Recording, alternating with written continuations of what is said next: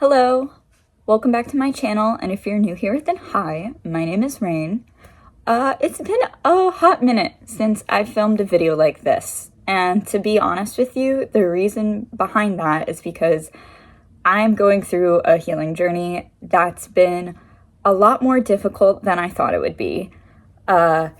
If you've been watching my videos, you might be familiar with the fact that a lot of my recent videos have been about like friendship breakups. And to be honest, yeah, that's that's what I've been dealing with. And I thought I would be able to handle it easier because I was just like, well, I don't have hate for this person. I'm just sad. I'm just sad.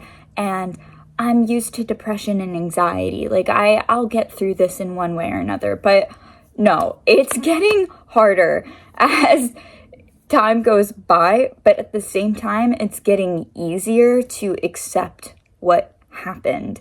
I have said a lot in the past that I was going to talk about radical acceptance. And today is finally that day. So let's jump into it. If you're not familiar with this concept, it's pretty common in DBT therapy, or well, you get the point. But like, it's pretty common in therapy for grief and loss, or if you're someone who struggles with accepting a situation that happened in the past. Like, it's to help you move on from situations even when it still hurts. And the main point about radical acceptance is that it's not asking you to just like find it in yourself to just be okay with what happened, but to rather just accept that there's nothing that you can change about that situation. Like, surface level, it sounds pretty self-explanatory, right? But in practice, that's a lot harder to do. So something that really helps me is to say, like, it's the choices that you make to move forward aren't a one-way black and white solution to fix it all. It's practice makes progress, if that makes any sense. I know that's a lot of words at once, and it's a lot of like analogies and just kind of like thinking bigger than what you can say out loud. But radical acceptance helped me so much when I was grieving the loss of a loved one, especially when this happened when I was in high school. I was still a developing person at this time. So a big change like that hits someone harder when they're in those early stages of life. Like, I still think being in high school and being a young adult is still an early stage of life. I mean, it's called young adult. Like, come on. But anyways, through grief, it helps you understand that, like, you can't do anything to bring this loved one back, and you might be in denial, just saying, like, no, there's no way that they're dead. So you're gonna try to look for signs that they're still reaching out to you, or like there's a sign from the universe. It's like, oh, they're still here. And you want to cling on to those little things like that because it's a source of comfort. You're desperately trying to find a way to comfort yourself. And you want to accept a reality where this person is still around somehow. So even if that means, like, let's say for a breakup, you break up with someone, but you're still not ready to let go of that person. You might keep like a hat or something from that person, just to be like, well, they're still here. They still live through me. I still see them in everything, and I still love and care for them. And that's a great way to like have a positive mindset about something that happened. Like, instead of just being like, oh my gosh, my life is so terrible, you're just like, well, I can move on because I still have comfort. Like, okay, that's great, but that's actually not helping you move on or accept what happened is in the past, and what the reality is that there is a present and there's a future. And it doesn't matter what you're doing, it doesn't matter what actions you're choosing to do, that's not going to change something that happened in the past. It seems like it would be a logical concept to follow, but when you're actually in a situation that is so hard to mentally determine like what the actual facts are, people can get stuck in horrible places and mental cycles just because we just don't want to accept that what happened in the past happened. The reason why I have to really rely on what I've learned about radical acceptance now is because when I had this very intense friendship breakup and breakups, it wasn't just one person, unfortunately, I had to really sit myself down and do the mental work to make sure that I could move forward with my life instead of being hung up on things that's like, oh, I could have said this different, or that person actually has this personality trait that is affecting me, and I'm doing everything I can to make them aware of this, and I want them to be accountable for it, but they're not doing that. Like, I'm gonna say some things about this friendship breakup, and I just want this to be known.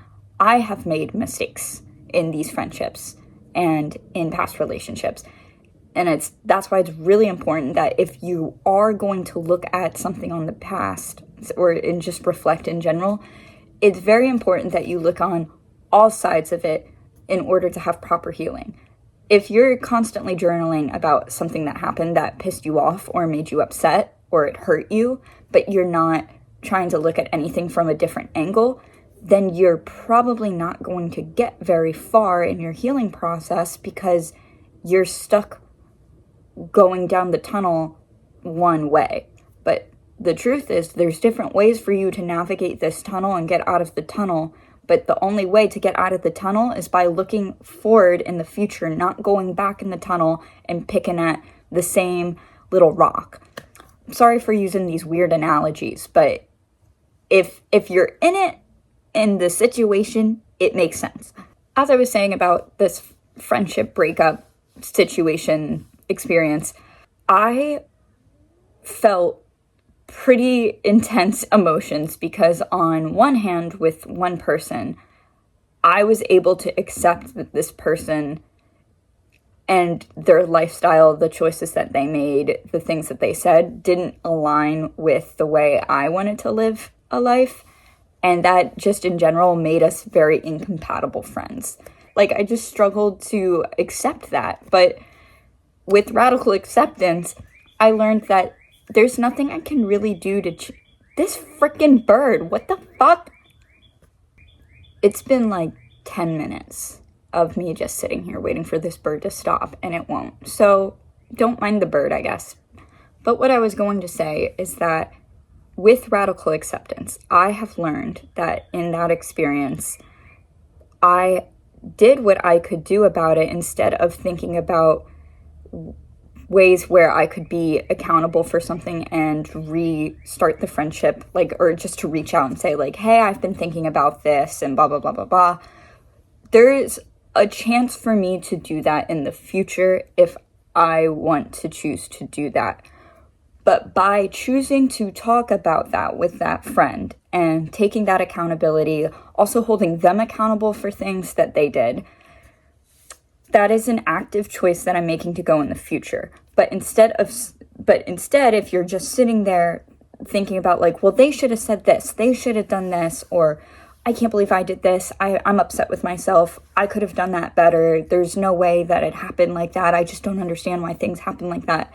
You're setting yourself up to be stuck, and you're also setting yourself up to have really strong feelings of resentment for not just yourself, but for the other person. You can't change the way another person is going to react either. So you have to put unfortunately, a lot of weight on your own shoulders on how you're going to choose to react. As this healing process is taking its course, I do feel like I'm in one phase of it where I am accepting what happened in the past, and there's facts to it, and then there's also perceptions of it that could be different based on how I'm feeling, how that other person is feeling, and how people who weren't in the situation with us but know the story, they might feel a certain way. And instead of being hung up on that and trying to like prove to the world that like, well, I did everything that I could, I just find that thought and I go, that's a thought. That's an interesting thought. And I choose to move on and put my energy and attention to something different. Now, listen, y'all. I'm a neurodivergent girl. It is freaking hard for me to put my attention in something else if it is causing me distress. If I am thinking about something and I'm just like, oh my God, like this is a terrible thought, it can ruin my day because I unfortunately have been predispositioned to have fucked up brain chemistry. But that doesn't stop me from living a life. And there's a lot of empowerment in knowing that you have a choice on how you want to do something. Even if you're having like the worst day ever, you're just like, God, I can't, like, for example, someone might be like, God, I can't stop thinking about this breakup that happened from like 5 years ago, and I feel so gross about it because I'm thinking about like something that could have gone different.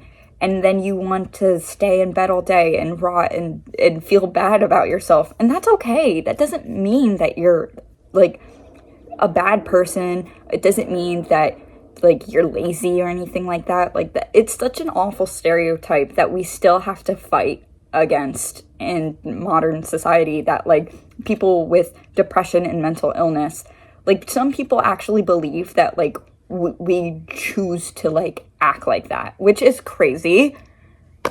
Like it wouldn't be called a freaking mental illness if it was like, you know, like, oh, it just makes me so mad when people have perceptions like that about people who struggle with mental health. And that is why, again, radical acceptance is such a useful tool, because you can be aware of something like that and it can absolutely make you feel a certain way, but how you choose to react to that is what matters. Are you going to react to that in a way that immerses you in things that you can't really change about that person? You're going to have to like vocalize how you feel. Maybe it will make someone change their perception about something, but is it actually going to change the fact that somebody said that? No.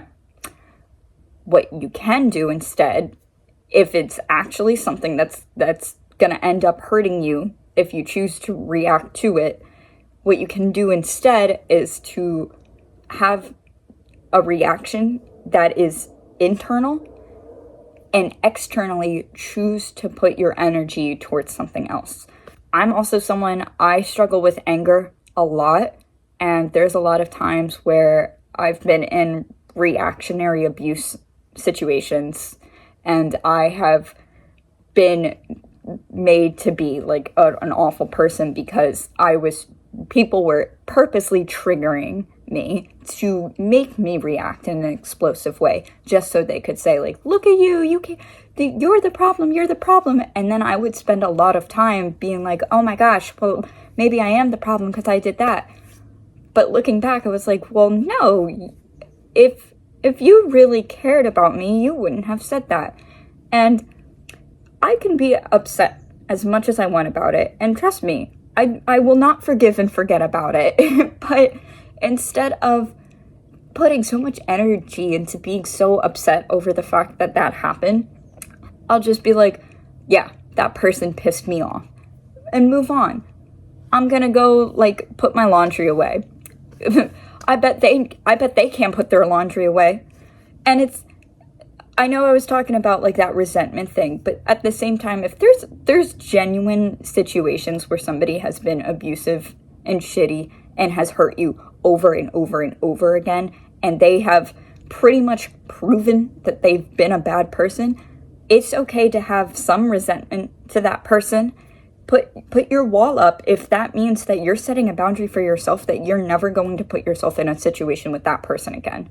Because there's also a choice in staying in situations that hurt you. But obviously there's a lot of layers to that and a lot of different contexts that can make that difficult, especially in abusive relationships.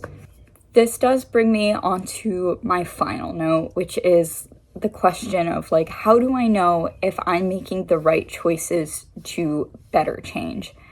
And to be very honest about that, you won't know until you reflect on that in the past.